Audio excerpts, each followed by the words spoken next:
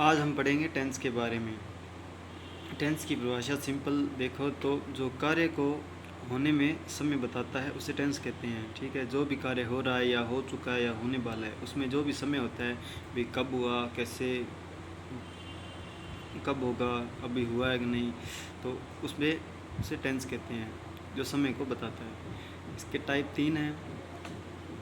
पहला present, past और future, ये तीनों हो गए। इनके ही चार चार भाग होते हैं, जैसे हुआ simple tense, perfect tense, continue tense, perfect continue tense. ठीक है, तो इन्हें हम आगे आगे, इनके ये चार भाग होते हैं, इसी के ये चार भाग होंगे, इसी के यही होंगे और इसी के भी ये होंगे। जैसे present simple tense, present perfect tense, present continue tense और प्रेजेंट परफेक्ट कॉन्टिन्यू टेंस। ठीक है, और इसी के past simple tense, past perfect tense, past continue, past perfect continue होंगे। इसे ऐसे ही फ्यूचर के होंगे, future simple tense, future perfect tense, future continue tense और फ्यूचर परफेक्ट कंटिन्यू टेंस। तो आज हम पहला पढ़ेंगे प्रेजेंट सिंपल टेंस पढ़ेंगे पहला। तो इसका जो वर्ड आता है, जो भी लाइन होती है उसके पीछे ता है या ती है या ते है, ये होते हैं। ठीक है, उस लाइन के पीछे।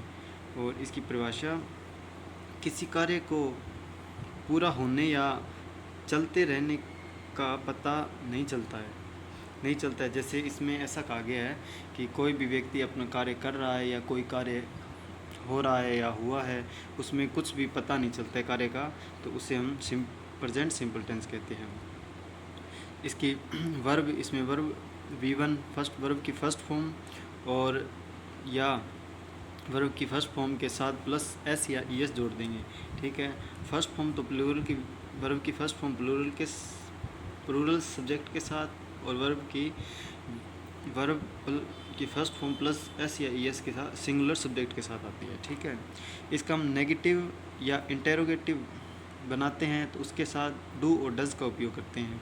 डू और डज के बाद हमेशा वर्ब की फर्स्ट फॉर्म आती है। ठीक है, वर्ब है, अगर वर्ब आपको नहीं आती है तो हम हमारे चैनल पे वर्ब पढ़ाएंगे। आगे आने वाली वीडियो में हम आपको वर्ब की भी क्लासें देंगे। पहला डू किस किस के साथ यूज़ होता है? डू आई, वी, दे और प्लूरल वर्ड के साथ होता है। जैसे दो इकट्ठे नाम आ गए तो उसके साथ डू का उपयोग होगा। डज सिंगुलर के साथ होता है और ही, शी, इट, इनके साथ डज का उपयोग होता है। इसका स्ट्रक्चर देखें, सब्जेक्ट, वर्ब की फर्स्ट फॉर्म या वर्ब की फर्स्ट फॉर्म प्लस एस या ई एस प्लस ऑब्जेक्ट आ जाएगा बाद में। ठीक है, subject plus,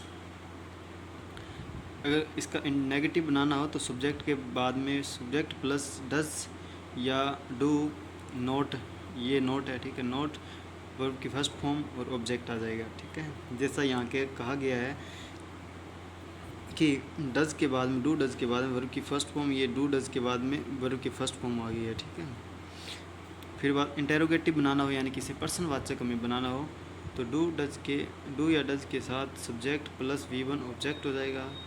negative banana, do does plus subject plus note plus verb की फर्स्ट फॉर्म ऑब्जेक्ट आ जाएगा। ठीक है, चल आइए हम आगे देखते हैं इसके क्वेश्चन कैसे होते हैं। जैसे कि इसका पहला क्वेश्चन है, मैं जानता हूँ। इसका इंग्लिश में हो जाए आई नो, मैं जानता हूँ। वह मेरी बात नहीं सुनता है, ये नेगेटिव है तो इसका हो जाएगा ही डज नॉट, ये डज नॉट हो जाएगा। ठीक है, does not listen to me, वह मेरी बात नहीं सुनता है इंग्लिश में। और ये तीसरा वाक्य, वह खाना खाता है तो इसका इंग्लिश में ही ईट्स फूड।